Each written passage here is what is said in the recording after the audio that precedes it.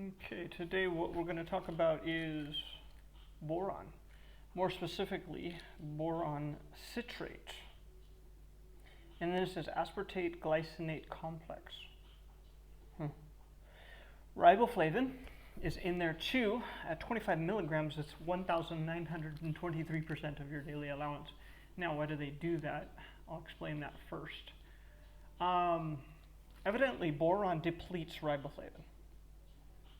So if you take it, it needs to bounce out. That's why it's probably not a good idea to be on this kind of stuff for a long time. Try it out temporarily, maybe a week, and then just get off it. I took it for testosterone increase. I don't think it actually works as much as they say it does, but they put it in all sorts of like test boosters and stuff like that, hoping that it will work. All right, boron is an element. This is WebMD. Consumed for menstrual cramps.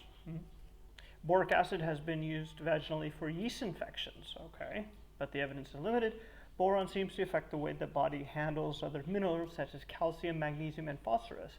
It also increases estrogen levels post-menopause. Boric acid, a common form of boron, can kill yeast in vaginal infections, so that's what that's for. Boron may have antioxidant effects. It is also used for athletic performance, menstrual cramps, arthritis, osteoporosis, and other conditions. Okay, so let's see what boron does in examine.com. So remember, this is boron, not boron citrate, so there may be differences. Boron is a dietary mineral which is claimed to increase testosterone when supplemented at doses higher than from food, but research is lacking. It might be as a byproduct of its anti-inflammatory effects. So remember, anti-inflammatory, good for yeast infections. All right. It seems to be able to reduce the levels of inflammatory markers, may reduce rheumatoid arthritis, osteoarthritis, menstrual cramps, but more research is needed. Small positive effect on LDL cholesterol. All right, and I'll go to the top. I'm going to look, this is globalcalcium.com.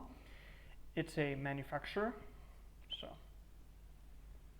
boron citrate is a powerful tool, increases bone density or strength and prevent bone loss in associated disease like osteopenia and osteoporosis. Osteoporosis is a bigger concern for postmenopausal women, but boron supplements can reduce daily urinary calcium excretion.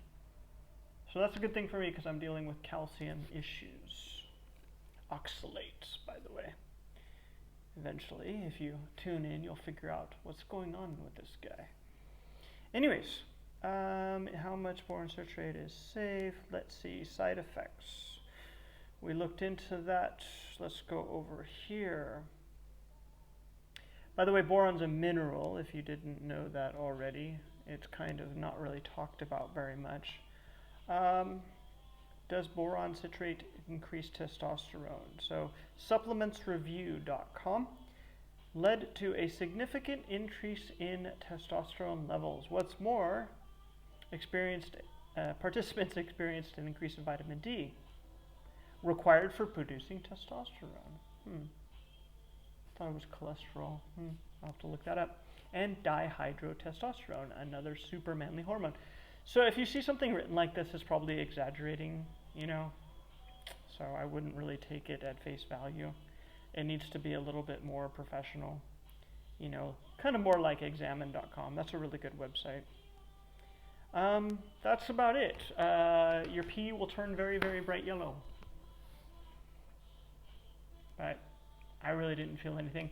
Again, all of these supplements in other videos, if I take those supplements and I have any reactions or effects, I will let you know. Of course, we can never really know cause and effect, and there may be some individual differences. Remember, I'm not a doctor. I'm experimenting on myself, so you don't have to unless you're desperate.